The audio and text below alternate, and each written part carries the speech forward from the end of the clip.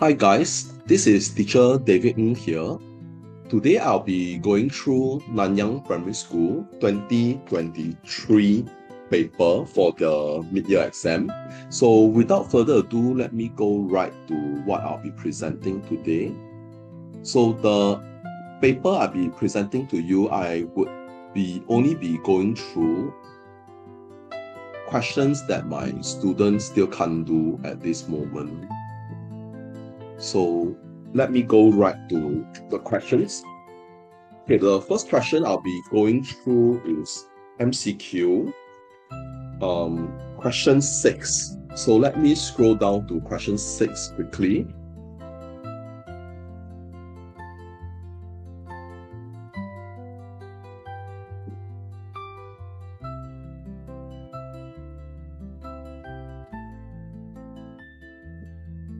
Okay, question 6 is here. Okay, the question asks, which one of the following is an equivalent of 6 over 7? So for 6 over 7, you can change it to various fraction just by multiply by a common term for both numerator and denominator. So let's say if I will change my denominator to 49, so how did 6, 7 become another fraction where the denominator is 49? I multiply by 7 for my denominator. So since my denominator multiply by 7, my numerator must also multiply by 7. So 6 over 7 will give me 42. And the question is asking equivalent fraction, meaning same fraction, equal in value. So is 36 over 49 an equivalent fraction of 6 over 7? Yes or no? No. So you can cross it out.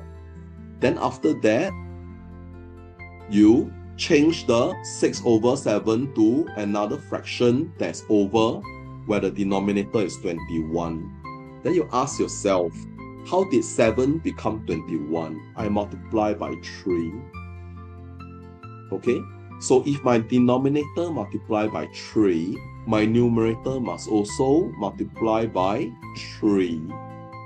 And 6 times 3 will give you 18. So seems like you got the answer. Answer is 2. Okay, once you get the answer, this 2 you can ignore. That means no need to waste time to go and verify this 2. In exam, that's what you can do. Okay, but let's say if you're curious, okay, for the sake of your learning purpose, let's investigate whether 10 over 11 is it an equivalent fraction of 6 over 7. Unfortunately, you cannot change 7 to 11 by multiplying by a constant number. You can't. So what you can do is to change this to 77. Why 77? Because I multiply by 11. Okay, I can, because 77 is a multiple of both 7 and 11. So if I have to multiply by 11, I got 77. Since I multiply by 11 at the denominator, I should also multiply by 11. I get 66 over 77. Then how about this? Okay, this one, how did 11 become 77? You multiply by 7. Very good. So the same thing, you multiply by 7 for the numerator, you get 70. Are these two the same? No, they are not the same. Not the same means not equivalent. That's how you know this is not the answer. You can do the same thing for 5 over 6. Okay, different denominator, right? Change it the same denominator.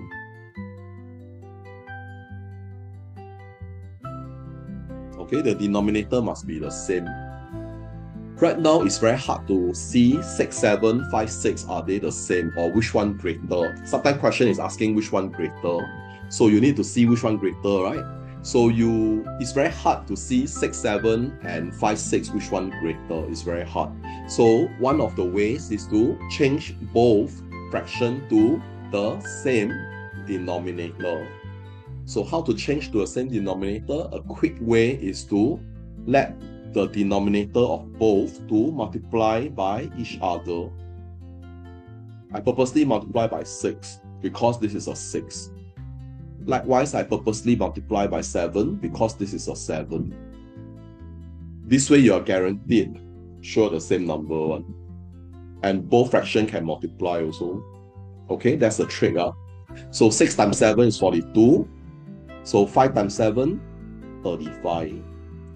7 times 6 is 42. So 6 times 6, 36. You see? Short of 1 over 42. They are pretty close. And 1 over 42 is a very, very, very small decimal. If you learn decimal already. Have you learned decimal yet? 1 over 42 is a very, very small decimal. 0.0 something, very, very small. Okay? So that means 6 over 7 and 5 over 6, they are pretty close to one another. Alright? But the question is asking for equivalent fraction. So answer is this. Okay, any question for question 6? No, let's move on. Okay, I'm going to move on to the next question that you got it wrong. And that is your question 13. Your MCQ question 13. Okay, let me scroll down.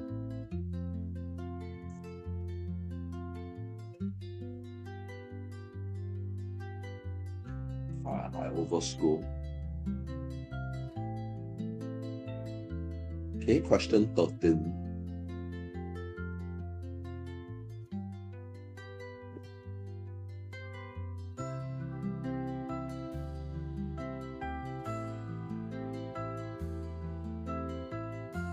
Okay, this is your question 13. Okay, I'm just going to do the question the way it is without looking at what choices I have. Alright. Okay, I'm just going to do the question based on the information here. Because I don't need to know what are the choices. I'll just do the question without knowing the choice. Okay, the question is here. So first you need to know what is clockwise and what is anti-clockwise.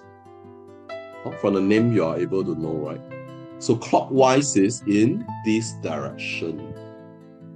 This is clockwise. Okay, CW is clockwise. How about anti-clockwise? Anti-clockwise is the opposite direction. How do I know clockwise is this direction, anti-clockwise is the other direction? You got to look at your home clock. Okay, your home clock. Okay. So your home clock, you have this kind of clock at home, right? Then you notice the second hand, minute hand all go in this direction, right? Correct, all go in this direction, right? So this direction is called clockwise direction. That means follow the direction of a typical analog clock, not digital clock, analog clock. So this is called clockwise. Anti-clockwise, the word anti already tell you is the opposite direction.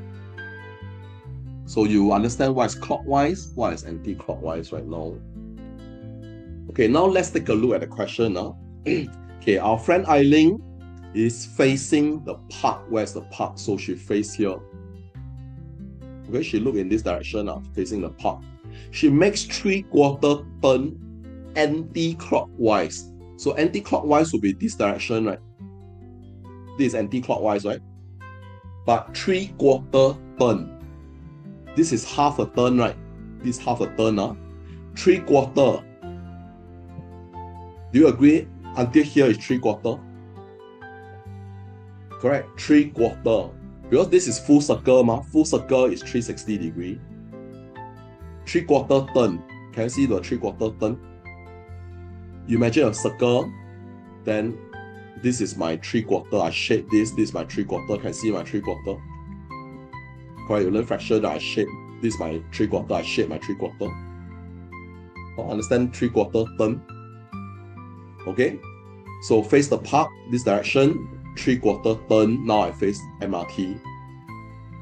Okay. 3/4 turn anti-clockwise. So now she's facing MRT. So answer should be MRT. Okay, answer is number 4, MRT. Alright. Any questions so far? Okay, next. I'm going to go through question. Okay, most of it you could do. Okay, question 22. Okay, your booklet B22.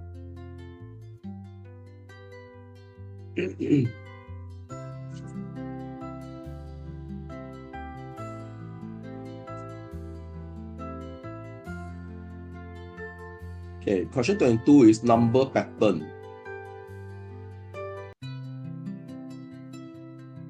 Okay, 7580. I add, don't know how much I get this, right? Okay, let's investigate how much is being added. So to investigate, I use 8030 minus 7,580. Okay, so you got to do your working like this. So let's do slowly. 0 minus 0 is 0. 3 minus 8, you can't minus. You got to borrow from 0. But 0 got nothing. I cannot lend to 3. Therefore, I got to borrow from my 8. I got to borrow 1 from my 8 to become 10. Then my 8 will become 7. Then after that, now 10 got money to lend to 3, right? So 10 become 9. And this become 13. 13 minus 8, that would give you 5. Understand, no? Then after that, this is no longer 10 or 0. This is 9. 9 minus 5 give you 4.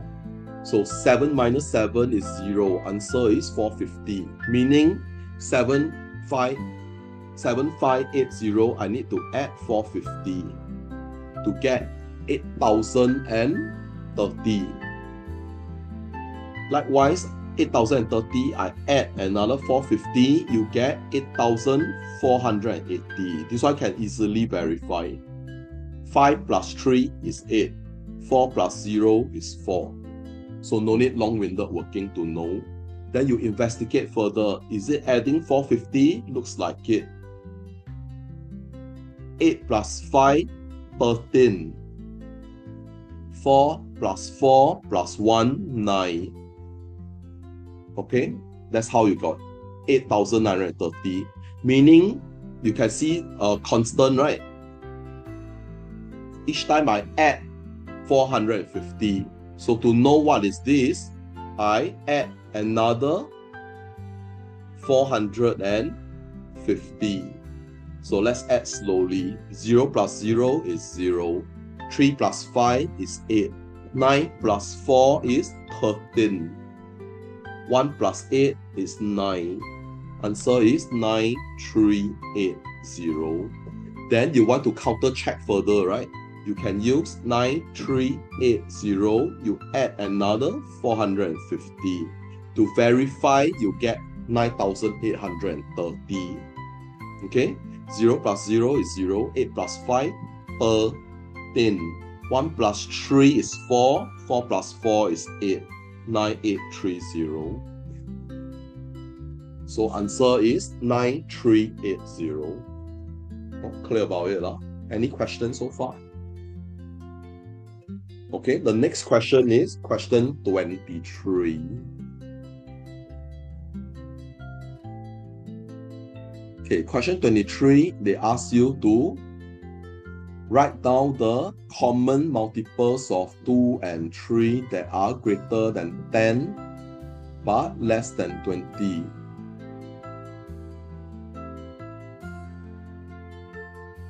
So let's do together. Probably what you can do, instead of following what the question tell you, right? to list out multiples that's greater than 10, less than 20, right? Okay, let's say you really struggle to list it out right away. You can list it out right from the beginning. Okay, by doing this way, it's more time consuming, but it's a lot easier for you to do. So what you can do is you list out 2, 4, 6, 8, 10, 12, 14, 16, 18, and 20. Then you stop. No need to continue 22 already because less than 20. Okay, let's say you really struggle with your multiples. You can start all the way from the beginning. But if you're confident, you can ignore 2, 4, 6, 8. Just list from 10 onwards. So it depends on yourself. How confident are you? Alright. Then after that, you can list out the multiples of 3. Same thing. If you find it challenging to list out multiples of 3 from 10 onwards immediately, you can start from 3.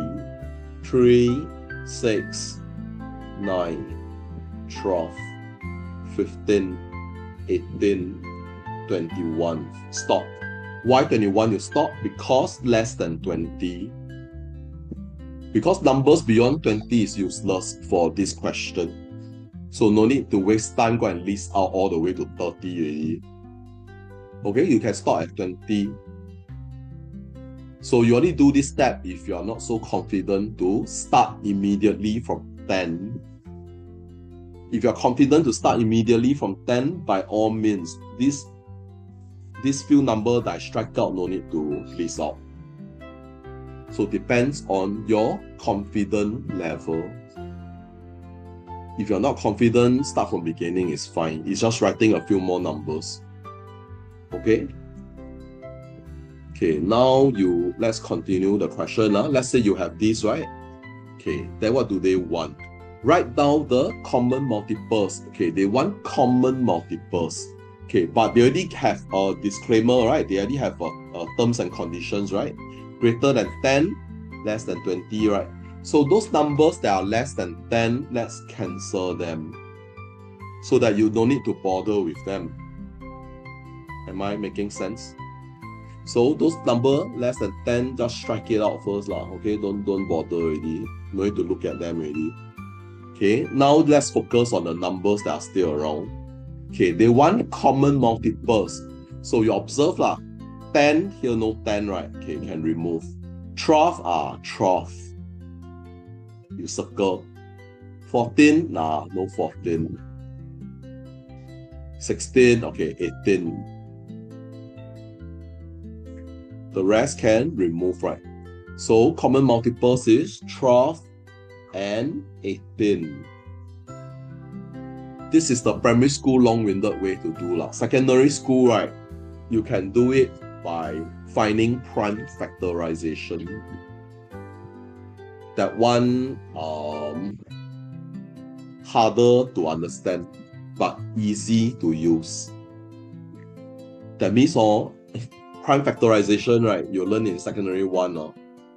But let's say in primary 6 or primary 5, if you are very confident in your maths by then, right?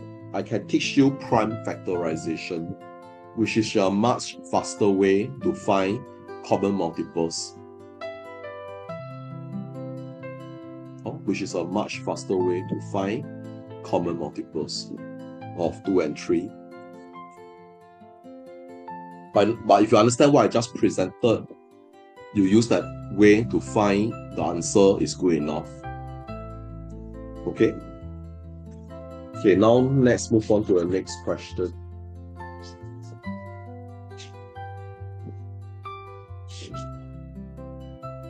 Okay, the next question is 37. Your answer is correct, but there is no working. Okay, 37.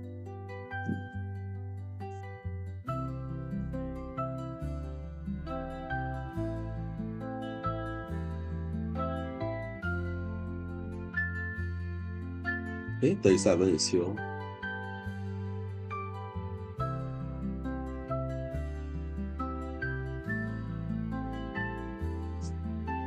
Okay, it says that Mr. Lam has more than 30 less than 60 pens. So Mr. Lam pens.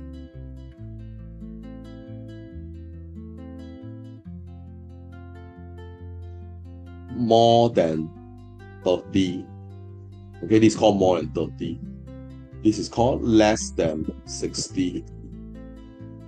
That means it's between 31 to 59. Okay, between 31 to 59. He can pack all the pens into bags of 5. Since it's bags of 5, no leftover, right? Let's list out multiple of 5, shall we?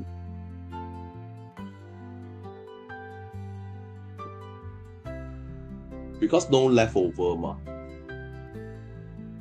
Okay, let's do the shortcut way. I'm not going to start from 5, I start from 30. How about that? Because multiples of 5 quite easy to list out one. So let's start from 30. So 30, 35, 40, 45, 50, 55, 60. Okay? So the number of pens that Mr. Lam has confirm is one of the numbers here. Confirm. Because the pens he has, if he pack into bags of 5, right? No leftover. What does no leftover means? That means confirm is a multiple of 5. You need to be able to read hints like this. No leftover. Means it's a multiple of 5. Okay? Okay, then after that, if you pack all the pens into bags of 6, so let's create multiples of 6. 30 happen to be multiples of 6, right? Correct. Then 36, 42, 48, 54, 60. Okay? But the answer is not one of the number here. Reason is because of 2 pens left. 2 pens left. So if you pack into bags of 6, he will have 2 pens left. 2 pens left means imagine I got 32 pens. I pack to bags of 6 means I got 2 pens left, right? Correct. Or if I have 38 pens, originally I pack into bags of 6, I'll have 2 pens left, right? So that means I need to plus a 2 for each one of the answer I see for multiples of 6. So I add a 2. So this is possible number of pens. Okay, the possible number of pens. I need to add a 2 for each one of them.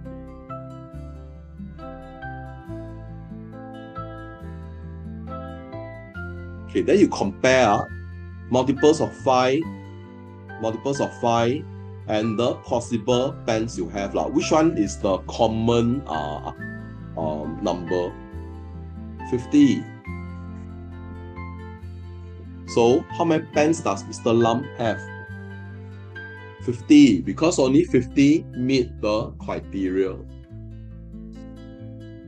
And this is one of the ways to do this question, and it's the easiest for you to understand way, but it's very long-winded, very time-consuming, but it's the easiest for you to understand way. There is a faster way, but require higher level understanding, but I won't show it to you right now because I did try show it to you the other time, but I think it confused you. That's why you still can't do this question. So I show you the long-winded way. Doesn't need to think so much, more straightforward. But of course, it's very long-winded. You're going to waste a lot of time doing all the unnecessary steps, but it's okay. At least you can get the marks in exam. Okay, at least you can get the marks because you understand. Okay, then I'm going to present to you question 42. I presented this question to you before, but I can present again. Okay, question 42. because you only write the answer there with no solution. So I take it that you don't know how to do. And the answer, I don't know how you get the answer. And I hope you did not copy from the answer key, to be honest.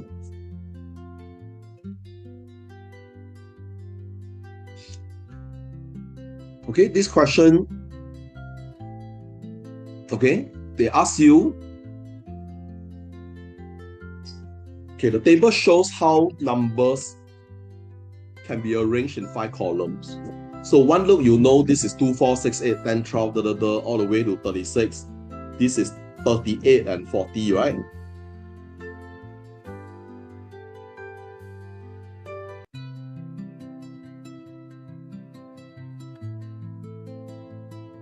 Okay, 38 and 40. Okay, so part A settled. Now B, which row can 212 be found? If you observant enough, 212 will be found under column what? Column A, very good.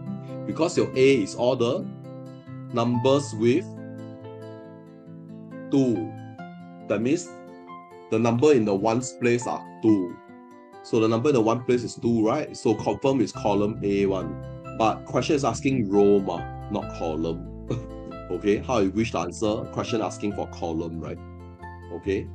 But if you are observant enough, okay, you are able to see that your column A, okay, the answer here is always one row after your, as in the next number, like 28, 30, 32, right? Then 34, 36, 38, then 40, then the next one is 42, right? So you can, if you're observant enough, you could see the number before your 32 is always in terms of tens. Correct? The number before is always in terms of the tens. So instead of finding 212, right, how about you find 210? That means if you can know the row for 210, you just add a 1, you get the answer already. Does that make sense? So let's, instead of finding 212, let's find 210 instead. Then once you know the row number, right, you plus a 1. Correct? Plus a 1, you get the answer already for 212. Agree? So let's find 210. So for 210, then if you notice, right, your column B is here. Okay, your row 2, R2 is row 2. Okay, R2 is 10. Then after that, R4 is your 20. Okay, R5 has nothing, right? The next one is R6. R6 is your 30. Then R8 is your 40. R10 is your 50. So on and so forth until you have 210. Correct? But the problem is, I don't know what is this row. Let's call it row N. Okay, row N. Okay, I'm going to spell out my row. Instead of R, I write row. Okay, row N. Alright. So we need to know what is row N, right? Okay, let's observe. Okay, this one increased by 10 each time, right? This one increased by 2 each time, right?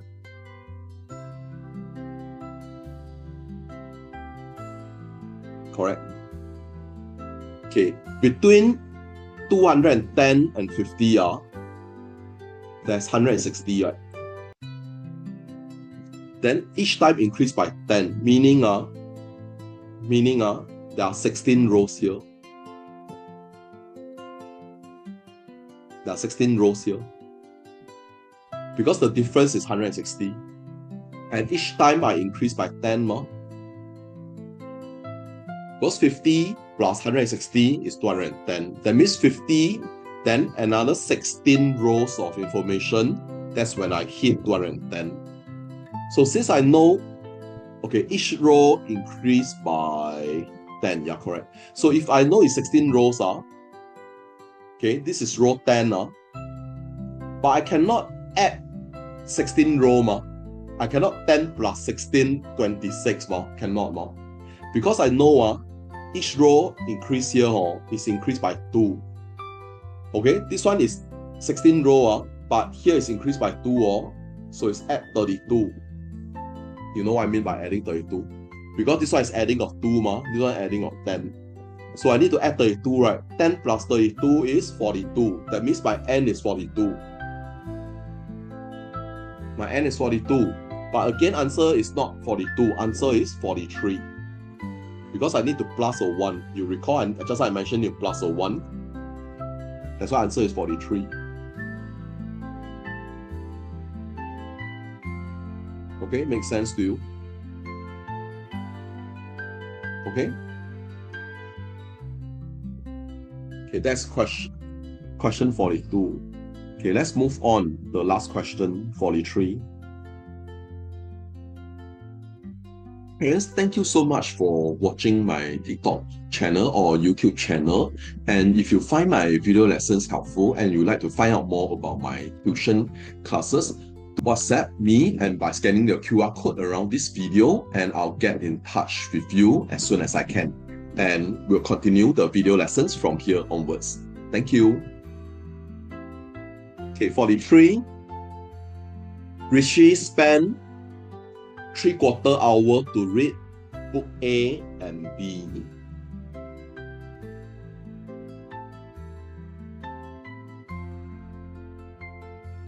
Oh, 3/4 hour to read book A and B. He spent 2 hours to read books B and C.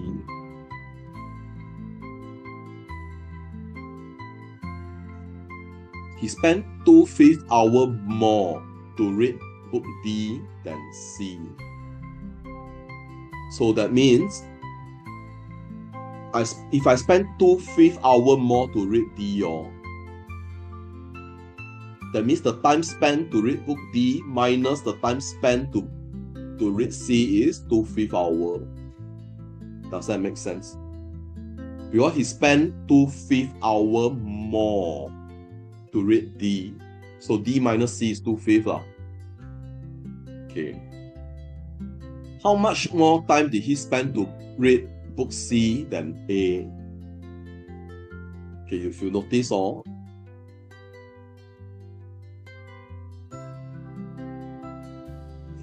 if I use the first equation, this is called the first equation. Okay?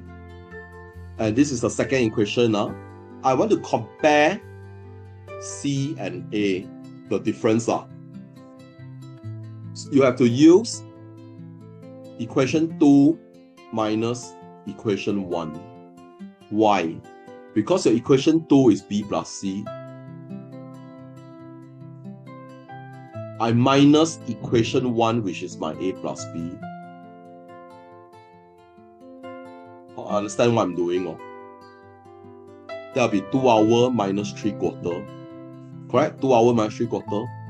So B plus C minus A plus B. This will be B plus C minus A minus B. So 2 minus 3/4 is 1 and 1/4. If you are observant enough, you could see your B minus B disappear, right? This is just C minus A.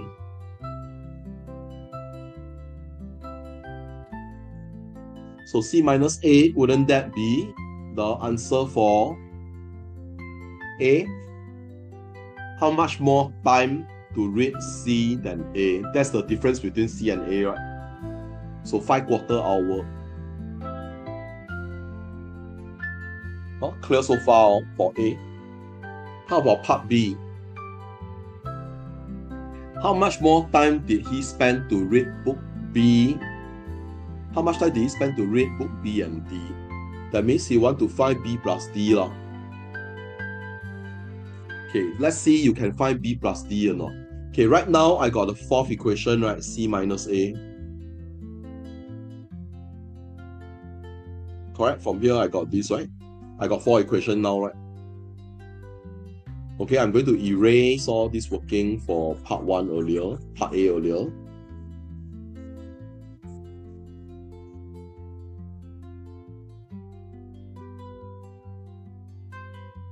Okay, now I'm interested in B plus D.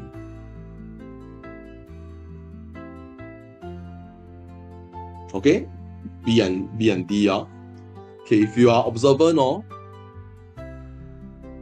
okay, B plus C is 2 hours. Okay, B plus C is 2 hours. Then D minus C is 2/5 hour, right?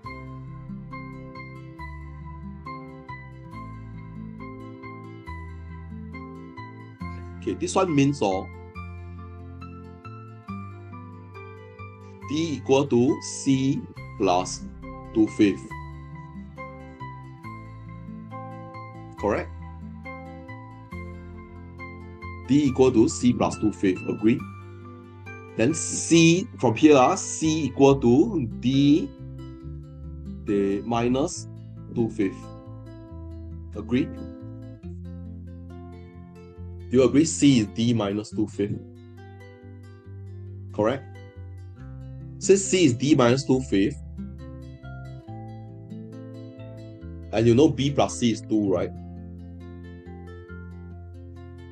Okay, B plus C is 2. So B plus C, this is my C. Instead of writing C, I change to D minus 2/5. Understand, no? So B plus D will become 2 and 2/5. Because minus 2/5 bring over is plus 2/5. So 2 plus 2/5, 2 and 2/5. So B and D combine 2 and 2/5, right? 2 and 2/5 is 12/5. So this is 12/5. Oh, any question? No question, no? 43, can understand? You go back, you try again. Go back, try again. I'll send this video to you. You go back, try again. Because now sure can do much. I just show you only. Okay? Okay.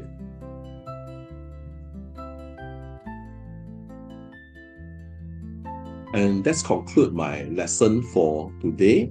And if you find my video helpful for your child learning needs, you may like, share, and subscribe to my YouTube channel or my Facebook channel or my TikTok channel. And if you would like to find out more about my tuition classes, you may scan the QR code around this video and I'll get in touch with you as soon as I can.